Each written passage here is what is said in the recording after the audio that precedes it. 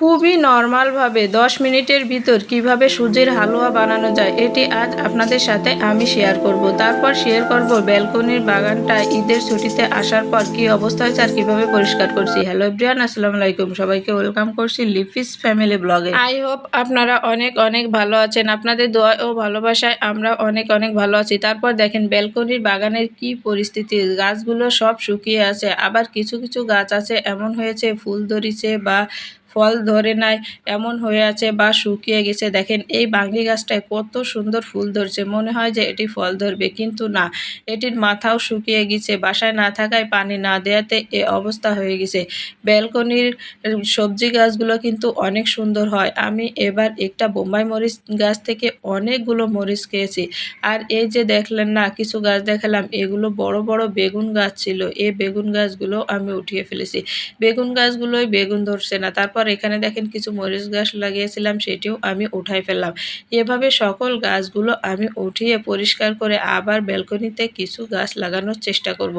আবার কিছু গাছ লাগালে হয়তো বা খুব ভালো হবে, না হলে এখানে দেখেন কি অবস্থা হয়ে গেছে। এগুলো আর ভালোভাবে হবে না, যতই পানি দিই সার দিই কোনো কিছুতেই এগুলো আর ভালোভাবে হবে না। দেখেন কতগুলো গাছ উঠিয়ে ফেলেছি, অনেকগুলো গাছ ছিল কিন্তু সবই উঠিয়ে ফেলেছি, কারণ এগুলোর মাথা শুকিয়ে গেছে, পানি দেওয়া হয়নি, এগুলো অপুষ্টিজনিত হয়ে গেছে। এখন আসেন দেখেন আপনাদের সাথে শেয়ার করি 10 মিনিটে কিভাবে আপনারা সুজির হালুয়াটি বানিয়ে নেবেন। সর্বপ্রথম আমি এখানে একটু বাটার দিয়ে দিলাম। বাটার দিয়ে সুজির হালুয়া বানানোর জন্য সুজিগুলো একটু ভালোভাবে ভেজে নিব।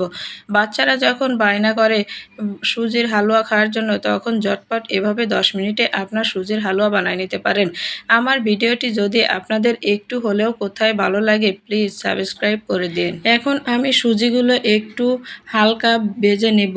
সুজিটা একটু হালকা ভেজে নিলে কিন্তু সুজির হালুয়াটা অনেক সুন্দর হয়, না হলে কিন্তু সুজির হালুয়াটা খেতে একটুও ভালো লাগে না, কেমন জানি একটু আটা আটা হয়ে যায়।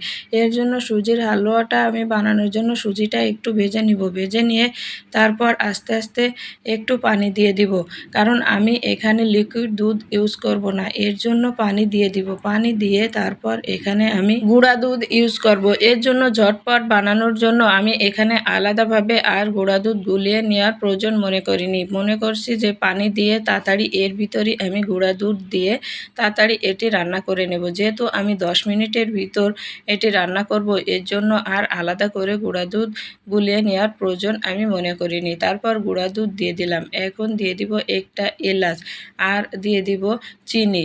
এখানে আমি লাল চিনিটা ইউজ করছি, কারণ বাচ্চাকে খাবো, এর জন্য লাল চিনিটা ইউজ করলে চিনির পরিমাণ একটু কম হয়, কারণ মিষ্টিটা একটু কম থাকে লাল চিনিতে, এর জন্য আমি লাল চিনি ইউজ করছি। তারপর দেখেন এখানে আমি ঝটপট কিন্তু নাস্তাটা তৈরি করার চেষ্টা করছি। এখানে দেখেন আমি রান্না এলাচটা কিন্তু উঠিয়ে নিয়েছি। এলাচটা উঠিয়ে নিয়ে এখন আমি ভালোভাবে নেড়ে চেড়ে হালুয়াটা একটু শুকিয়ে নিলাম। এখন শুকিয়ে নিয়ে এখন আমি হালুয়াটি ঢেলে নেব। দেখেন আমার হালুয়া বানানো শেষ, এখন আমি হালুয়াটি ঢেলে নেব। এখন একটা বড় প্লেটের ভিতর হালুয়াটি আমি ঢেলে নেব। হালুয়া এখন রেডি, আপনারা চাইলে এভাবে বানিয়ে নিতে পারেন। Thanks for watching my video.